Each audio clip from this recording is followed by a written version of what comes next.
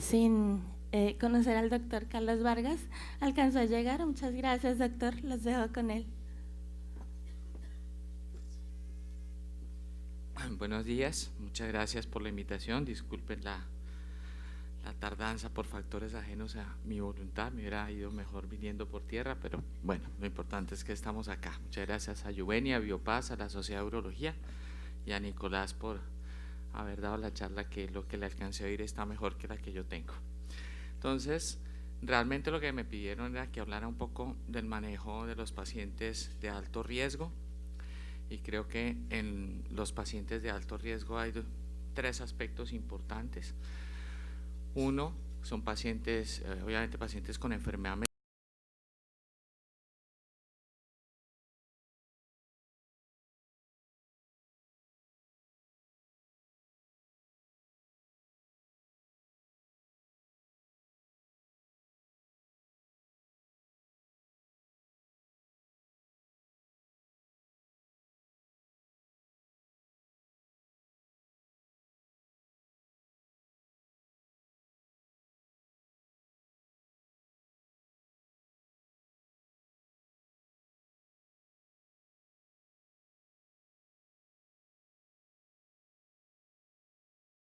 esas características. Entonces, muy importante que al tener un bloqueo temprano, pues el bloqueo de las hormonas, específicamente FSH, LH y el andrógeno, la testosterona, es muy rápido y es un bloqueo que se mantiene y se ha estudiado por encima de los 2 años sin picos, que es una de las situaciones que redunda en el beneficio terapéutico que se acabó de comentar. Ahí está mejor ilustrado.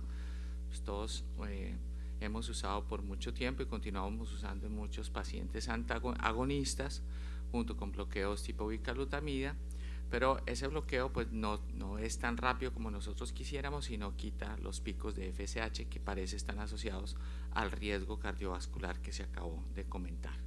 Entonces, específicamente en los puntos de los beneficios del uso de antagonistas, sobre todo para tres grupos de pacientes importantes que se comentaron. Primero, pacientes con alto volumen prostático, pacientes con sintomatología de obstructiva y pacientes que pueden desencadenar obstrucción con el inicio del manejo. Los antagonistas son ideales en esa situación. No es una situación puramente sintomática, hay unos scores por los cuales se han medido el tiempo que los pacientes comienzan a mejorar los síntomas, el control de los síntomas. Entonces eso se ha estudiado adecuadamente prospectivamente y se ve beneficios sobre el uso de agonistas. La segunda, los eventos cardiovasculares, que es un poco más difícil de mirar porque la situación cardiovascular depende de muchos factores.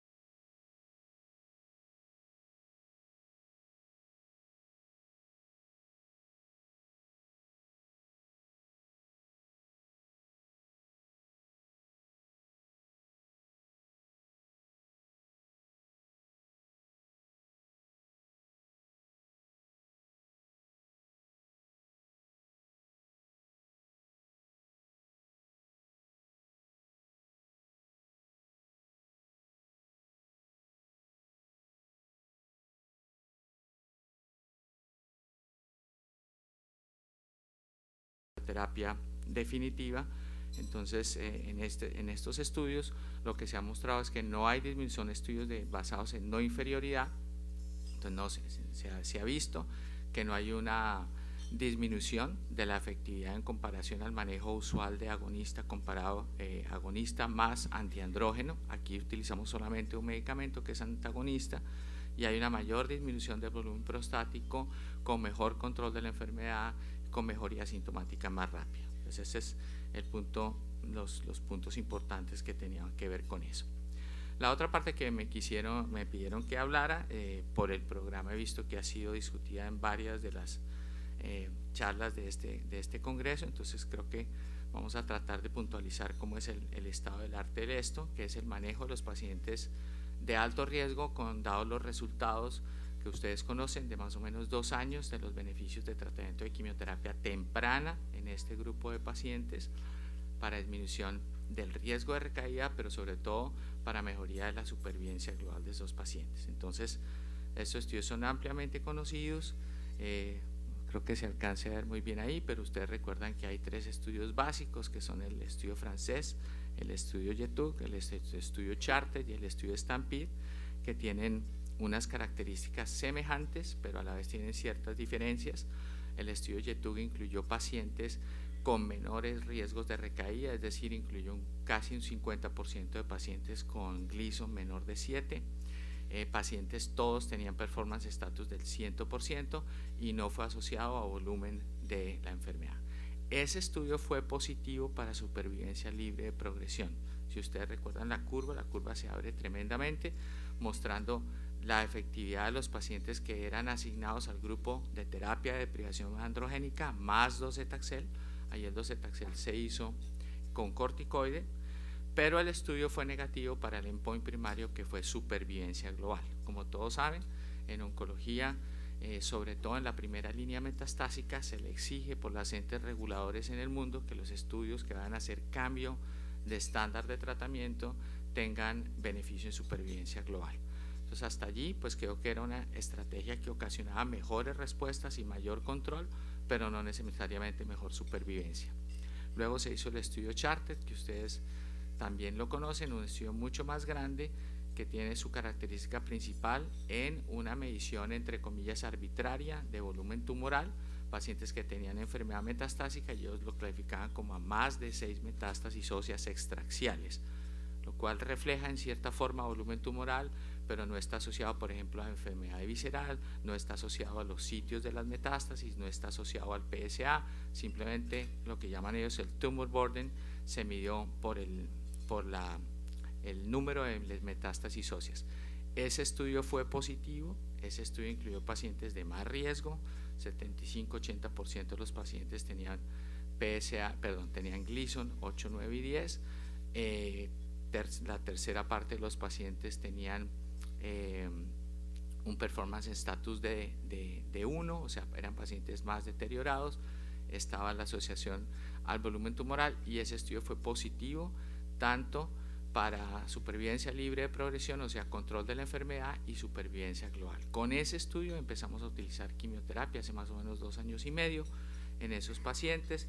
Teníamos muchas dudas porque hubo fallecimientos en ese estudio. 2 pacientes fallecieron, situación que no esperábamos los oncólogos, porque el docetaxel como monoagente es un agente que nosotros utilizamos muy frecuentemente en cantidades de patologías, en gástrico, en mama, etcétera, y los pacientes realmente la tolerancia es muy buena, y sobre todo acá esperaríamos que la tolerancia fuera muy buena porque era primera línea metastásica, pero hay que tener en cuenta que son pacientes longevos, generalmente con comorbilidades, entonces no era para todo el mundo.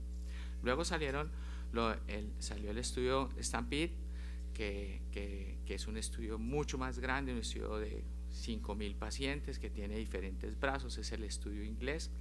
En ese estudio es mucho más interesante ver cómo fue los criterios de inclusión, porque los criterios de inclusión incluyeron para pacientes que tenían diagnóstico nuevo de carcinoma de próstata, eran pacientes con un riesgo muy alto, pacientes que tenían N positivo, por lo menos T3 o T4, o pacientes que tenían PSA más de 40, y en los pacientes que tenían recaída, entonces eran pacientes que tenían PSA más de 20 con enfermedad visceral o enfermedad ósea medible con tumor Burden alto, con duplicación del PSA en menos de 6 meses, o sea, claramente pacientes que tienen, no solamente que fueron pacientes que fueron diagnosticados en forma tardía, sino pacientes que tenían un comportamiento biológico de enfermedad rápidamente progresiva.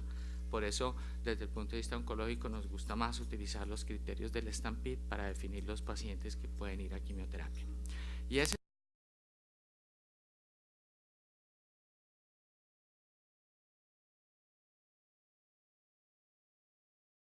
en alto riesgo, el Charted estaba más dado por el volumen de la enfermedad ósea.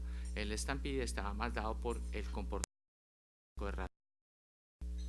Entonces allí, a partir de eso, quedó como un estándar de manejo para los pacientes que cumplían esos criterios, que utilizáramos quimioterapia con docetaxel a la dosis convencional, 6 ciclos, 1 cada 3 semanas, y entonces empezaron a haber controversias. La controversia no era qué pacientes no se le iba a hacer, y el consenso de San Galen primero en el 2015 y luego en el hizo una lista que eran que tenían alto riesgo de presentar complicaciones con docetaxel. Si ustedes miran esa lista, no es una lista de efectos secundarios de condiciones que nosotros tenemos. Por ejemplo, bilirrubina de más de 2, pacientes con enfermedad cardiovascular presente activa de difícil control, pacientes con antecedentes convulsivos, una cantidad de cosas que no es lo que frecuentemente veamos. Entonces la mayoría de los pacientes calificarían para eso. Es importante, pues ustedes ya lo saben, es importante que ese tratamiento no va con el docetaxel hasta la progresión, únicamente se hacen los 6 ciclos y los pacientes luego continúan en la terapia de deprivación androgénica que se había asignado. El brazo control fue terapia de deprivación androgénica. Entonces, todas estas son las consideraciones que nosotros tenemos para elegir esos pacientes, pero realmente la situación cambió y ya para esos pacientes de alto riesgo, ¿no?, que era lo que yo mencionaba aquí, que no podían recibir el docetaxel, era más los pacientes que teníamos que decidir en quién no hacerlo que en quién hacerlo. Ahí, pues en las presentaciones de nuestras juntas empezamos a ver esos pacientes y más o menos un 40-50% de los pacientes eran tributarios. Como cosa curiosa, al ofrecer el tratamiento a los pacientes, dado que pues el conocimiento de los pacientes es que la quimioterapia en carcinoma de próstata era la última situación de la enfermedad, entonces muchos pacientes, más o menos la mitad de los pacientes, se rehúsan a recibir el tratamiento a pesar de explicarles que es un tratamiento temporal, que luego continúan, etcétera. Más o menos la mitad de los pacientes no lo reciben. Otra situación muy interesante que ustedes seguramente la han visto es que el estudio Charted incluyó los pacientes hasta 6 meses después de haber estado en terapia de deprivación androgénica. Entonces, cuando el oncólogo recibió al paciente al segundo al tercer mes, en muchas ocasiones el PSA estaba en valores cercanos a 0 y el paciente no quería recibir el docetaxel porque consideraba que estaba bien controlada su enfermedad, lo cual en cierta medida es cierto, porque pues obviamente hay un muy buen control. Lo que ellos no veían y no es fácil de explicar es que el beneficio es la supervivencia de los 26 meses más que dio el tratamiento a largo plazo. Hay estudios en curso tratando de ver que si esos pacientes que logran disminución del PSA por debajo de 1 en los primeros 3 meses realmente se benefician de hacer el docetaxel en ese momento y no mejor esperar a después. Y cuando es esperar a después, entonces surge otra pregunta: ¿cuándo es ese después? En la primera progresión, pacientes supongamos que van a progresar antes de 1 año, de 1 a 2 años o más de 2 años. Entonces ahí los investigadores se dividen y consideran que si el paciente progresa en esa estrategia, digamos que paciente candidato a docetaxel no recibe docetaxel, se le hace solamente bloqueo androgénico y el paciente comienza a subir el PSA y a tener recaída medible antes del año, son pacientes que en ese punto podrían tener el mismo beneficio que tuvieron los pacientes del Charted y el STAMPEDE, pero es una presunción. Pacientes por encima de 2 años, o sea, pacientes que tienen muy buen control, que son raros porque estos son pacientes de alto riesgo, entonces esos pacientes no deberían recibir el docetaxel allí, sino deberían continuar con toda la secuencia que ustedes han hecho toda la vida de otro tipo de bloqueo androgénico y realmente dejar la quimioterapia para fases más adelante. Y la duda quedaría entre el primero y el segundo año. Entonces ahí las cosas empezaron a complicársenos y pues lo que empezamos a hacer fue eso básicamente. Pacientes que rehusaban el tratamiento o que tenían muy buen control, nos esperábamos y poníamos el docetaxel si el paciente progresaba antes del año, y luego si era entre 1 y 2 años lo discutíamos con el paciente, y si era más de año y medio, 2 años, definitivamente lo dejamos como una estrategia mucho más adelante. Salió en el 2017, fue presentado en la plenaria del Congreso nuestro, que es ASCO. O sea, hay unos niveles digamos, de consistencia de la información. El máximo nivel que tiene ASCO es ser presentado en la terapia con el logo LBA, que quiere decir que cambia la terapia estándar, y eso inmediatamente está presentado en el estudio, se presenta en New England Journal of Medicine apenas termina el speaker de hablar, o sea, por toda la cuestión de lo que implica eso para la carga accionaria y etcétera. O sea, son cosas realmente importantes. Y se presentaron estos dos estudios con abiraterona. El primero fue el brazo de abiraterona del STAMPEDE, que es el estudio que yo les estaba comentando de alto riesgo, que tuvo pacientes con quimioterapia. Y este estudio, pues este subestudio del mismo estudio, es un estudio enorme, un estudio de 2000 pacientes, con un diseño pues muy sencillo. Los pacientes que yo mencionaba, los mismos criterios del STAMPEDE, eran aleatorizados a terapia de privación androgénica, la que el médico considerara. La mayoría de los pacientes recibió agonista con 17 días de antiandrógeno, pero también había pacientes que recibieron antagonista, versus el brazo que tenía el mismo bloqueo a elección del urólogo o a elección del oncólogo, con una dosis baja de prednisona de 5 miligramos al día, un poco más baja de los estudios originales de abiraterona.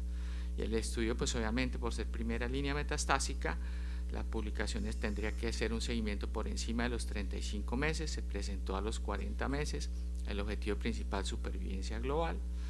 Estos eran los criterios para ingresar los pacientes, que ya los hemos mencionado. Cuando es pacientes de novo, de 3T4, al menos 2 de eso, PSA mayor de 40, Gleason de 8 a 10, y en los pacientes que ya tenían enfermedad metastásica, entonces PSA mayor de 4 con duplicación menor a 6 meses, o PSA mayor de 20 con enfermedad medible y que habían recibido tratamiento al menos por 1 año. Entonces, los objetivos que siempre tenemos en oncología: supervivencia primero, luego supervivencia libre de progresión, medida radiológicamente, medida clínicamente, test de score para ver cómo los pacientes toleran el tratamiento. Cuando se habla, por supuesto, de abiraterona o de medicamentos hormonales, entonces la enfermedad cardiovascular también va por aparte. Estos pacientes que tenían enfermedad cardiovascular importante o pacientes con enfermedad cerebral estaban excluidos del estudio, o sea que ya de entrada, para que nosotros miremos, son pacientes que no ingresaron al estudio. Esto es para pacientes que no tienen un riesgo cardiovascular alto. Los objetivos secundarios estos, que pues son los usuales, índices de calidad de vida, eventos esqueléticos, dolor óseo. Ahí están los participantes en el estudio, no creo que se vea mucho, pero lo importante, la mayoría tenían PSAs antes del inicio por encima de 50, performance status de 0,1. La mayoría de los pacientes tenían enfermedad ósea y un grupo como el 25% tenían enfermedad visceral. Entonces, los resultados, que seguramente ustedes conocen, pues fueron inesperados por lo buenos, porque hubo una reducción muy importante del tiempo para la progresión en los pacientes que recibían la combinación versus los pacientes que, o sea, con abiraterona y bloqueo androgénico, de terapia de privación androgénica, versus los pacientes que recibían solamente la deprivación androgénica. Entonces, a los 30 meses, la diferencia era de 13.9 meses, los hazard ratio están alrededor del 40%, la supervivencia del grupo de combinación fue del 80%, altísima para un grupo de tan alto riesgo, 62% en el otro grupo.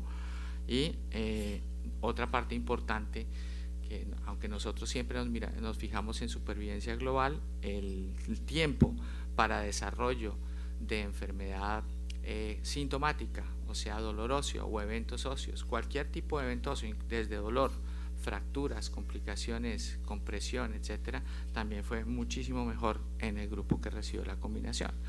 Y eso es muy importante, sobre todo, entonces, entre mayor el riesgo, los pacientes que tenían enfermedad metastásica visceral, los pacientes más jóvenes, menores de 70 años, son los pacientes que más se beneficiaron. Entonces, este brazo del estudio, acuérdense que yo empecé diciendo que el CHARTED que era el otro estudio que se había hecho antes de miró mucho por volumen tumoral, no tanto, por comportamiento biológico, pero en la situación específica de la viraterona, el volumen tumoral influyó también tremendamente. Entonces ahí ya tenemos que, para escoger esos pacientes, hay que tener en cuenta comportamiento biológico y volumen tumoral.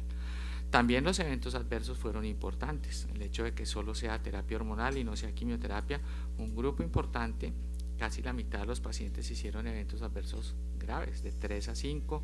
La mayoría de esos eventos adversos eran cardiovasculares. Si lo comparamos con el brazo control, pues no era muy diferente, porque los pacientes que estaban en terapia de deprivación androgénica, más o menos 30% desarrollaron algún evento cardiovascular, y en este grupo 40 y pico %, o sea que pues hay que mirarlo en el contexto de que lo otro que se está haciendo tampoco es inocuo. Las complicaciones de elevación de las transaminasas, que son un poco más fáciles de manejar, y otro tipo de complicaciones musculoesqueléticas menores. Pero eso es importante tenerlo en cuenta, porque cuando el estudio se presenta, se dice: no encontramos mayores efectos secundarios de los que conocíamos de la abiraterona en los estudios de enfermedad resistente a la castración. Entonces dice: bueno, pero bueno no, bueno es que también hay efectos secundarios que son importantes, porque aquí lo que habría que compararlo es contra quimioterapia, y la quimioterapia pues son 6 ciclos, 5 meses de tratamiento. En la mediana de que los pacientes recibieron el tratamiento estuvo por encima de los 2 años, entonces la situación del riesgo cardiovascular es importante. Sin embargo, el estudio es claramente positivo, y hay una diapositiva famosa donde se muestra el beneficio en supervivencia y se pone en transparencia el beneficio del brazo del Stampede con quimioterapia. Es exactamente igual, o sea, en términos de la curva, uno no podía decir que a los pacientes les va mejor en esa situación con docetaxel o en abiraterona. Entonces, que pues obviamente eso no se ha comparado cabeza a cabeza, pero digamos haciendo el análisis retrospectivo con los otros brazos del grupo. Cuando esa situación ocurre, entonces otros factores influyen: el tiempo del tratamiento, la utilización de la prednisona durante más de 2 años, el costo del tratamiento, muchísimo más costoso por supuesto el tratamiento con abiraterona, la labilidad que tienen los pacientes a recibir el docetaxel. Bueno, hay un estudio que se va a presentar a mediados del año entrante, que aparentemente por el momento va con el mismo nivel de evidencia, que es un estudio que compara la terapia de deprivación angiogénica versus la misma terapia con orteronel, que es el TAG 700, que es un medicamento muy parecido a abiraterona, pero que no necesita la utilización del corticoide. Entonces probablemente se espera que ese estudio salga igual de positivo. Si eso saliera así, entonces uno empezaría a quitar factores de riesgo en esos pacientes. Pero digamos, desde el punto de vista de efectividad, uno podría utilizar cualquiera de los dos enfoques en este momento, es decir, el enfoque de bloqueo con docetaxel, el enfoque de bloqueo con abiraterona, con todas las consideraciones que yo mencioné. Entonces se presentó simultáneamente en la misma sesión, con el mismo nivel, presentado inmediatamente en New England Journal of Medicine, el estudio Latitude, que ese estudio pues no tenía otros brazos de quimio, un estudio de 1200 pacientes, abiraterona con prednisona versus y bloqueo versus el bloqueo, la misma dosis, y un estudio mucho más sencillo en cuanto a sus criterios. El riesgo aquí nuevamente estaba dado por el Gleason 8 a 10 y estaba dado por enfermedad visceral o pacientes que tenían más de 3 metástasis óseas. Entonces ustedes dirán, bueno, pero ¿por qué en todos esos estudios el criterio de tumor burden los eligen diferente? Porque así lo considera. Para unas personas es más de 3, para otras personas es más de 6. Pero yo creo que el mensaje en ese punto es que, digamos, nosotros de los últimos 2 años que veníamos pensando que estas estrategias eran más para riesgo biológico alto, Es cierto, pero también tiene que ver con volumen tumoral alto. Los objetivos los mismos, supervivencia libre de progresión y de progresión radiográfica, un estudio mucho más sencillo en su diseño. Lo mismo, otras características que son interesantes sobre todo para ustedes, por ejemplo, cuánto se demora los pacientes para tener que cambiar de tratamiento, cuánto se demoran los pacientes para recibir quimioterapia, tiempo transcurrido hasta la progresión por dolor, o sea, no solamente supervivencia, sino control de la enfermedad. Y el resultado, pues es un resultado también muy positivo, a diferencia del brazo del Stampede, que tenía pacientes de mayor riesgo. Acuérdense que el Stampede tiene esas cosas del 40 de PSA, de la duplicación, o sea, escoge pacientes todavía peores. Entonces por eso no son pacientes tan exactamente comparables a este, que era más simple, lesiones viscerales o más de 3 óseas. Y aquí entonces a los pacientes que estaban en el grupo que tenía solo la deprivación, no lo ponen placebo, pero en realidad no es placebo porque es deprivación sin abiraterona, la mediana de supervivencia fue de 34 meses y los pacientes que están en el tratamiento, que reciben el tratamiento con abiraterona, la mediana no se ha podido alcanzar. Muy importante, en oncología, hasta que no sale la supervivencia global madura, no se hacen cambios en las principales entes reguladores, pero hay una medida estadística que toma el valor de la supervivencia del brazo control y se modifica con el hazard ratio y se hace una prospección, y esa medida es muy exacta, casi siempre tiene una variación alrededor de 2 meses. En esa medida, este estudio, la supervivencia de los pacientes sería 6 años y medio, cosa no vista antes en cáncer de próstata. Entonces la gente ya empieza a preguntar, bueno, y hacemos los dos. Entonces hacemos pacientes de privación androgénica, le metemos los 6 ciclos de docetaxel y luego le metemos la abiraterona por 2 años o hasta progresión. Entonces calculan que tenga por encima de 8 años, pero eso está por verse. Entonces ahorita pues quisiera yo que quedara ese mensaje, pero si ustedes han ido a los recientes congresos y a los recientes eventos, la pelea no es si usan docetaxel o abiraterona, sino cuáles son los pacientes en que se usan las dos y en los pacientes que se usa solo una. Ahí ven usted los objetivos secundarios, la misma situación, muchísimo mejor en el brazo de control, pero sobre todo la supervivencia. Esta tabla desafortunadamente no se ve porque es una tabla que me prestaron que muestra todas las características principales de los estudios, de los de quimioterapia, los de terapia hormonal, y entonces al momento podemos decir que todas estas estrategias tempranas en pacientes sensibles a la castración de muy alto riesgo, dado principalmente por comportamiento biológico y dado por volumen tumoral, tiene un beneficio muy importante en supervivencia. La escogencia estará dada por muchas cosas. Primero, excluir quienes no pueden recibir docetaxel, quienes no pueden recibir abiraterona, quienes no pueden recibir prednisona. Desafortunadamente, en ausencia de mayores factores para decidir, primero arrancamos con los pacientes excluidos. En eso se nos va más o menos 10 a 15% de los pacientes de ambos brazos. A veces habrá pacientes que no puedan recibir ninguno de los dos. El siguiente factor, los deseos del paciente. Ahí pues la va ganando abiraterona, porque de todas maneras cuando nosotros le decimos al paciente que la terapia causa alopecia, que es quimioterapia, si el paciente por ejemplo ya ha empezado el agonista o el antagonista y el PSA se ha disminuido rápidamente, muy difícilmente el paciente va a aceptar recibir quimioterapia ahí. En cambio sí va a aceptar recibir un complemento de manipulación hormonal. Y la tercera, indudablemente el costo. Nosotros acá pues no tenemos, digamos, en este momento es un balance porque solamente pues digamos la estrategia de docetaxel está incluida en el MIPRES y en estas cosas, y la de abiraterona para esta indicación específica todavía no, pero seguramente a corto plazo será incluida.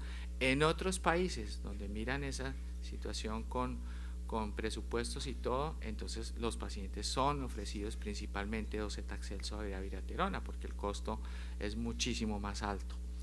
Pero pues eso es simplemente un hecho. Yo no tengo sesgo ahí por ser oncólogo de preferir la quimioterapia o no. De hecho, antes de salir estos resultados, como mencionaba, más del 50% de los pacientes que ofrecíamos el docetaxel no lo querían recibir en esa primera situación, sino que lo recibían a la primera progresión. O sea, creo que hay que mirar todo esto muy balanceadamente, pero lo importante es que va a quedar muy difícil que un paciente en estas características no reciba por lo menos una de las dos. Y dentro del próximo año o el siguiente año, entonces la situación se va a depurar un poquito más de qué pacientes deberían recibir las dos estrategias. Es decir, empezar con deprivación, hacer los 6 meses, los 5 meses de docetaxel y luego continuar con la manipulación con el inhibidor del receptor, en este caso AVI, mientras salen los resultados de los otros estudios. Eso era lo que tenía por comentarles. Si hay alguna pregunta, muchas gracias.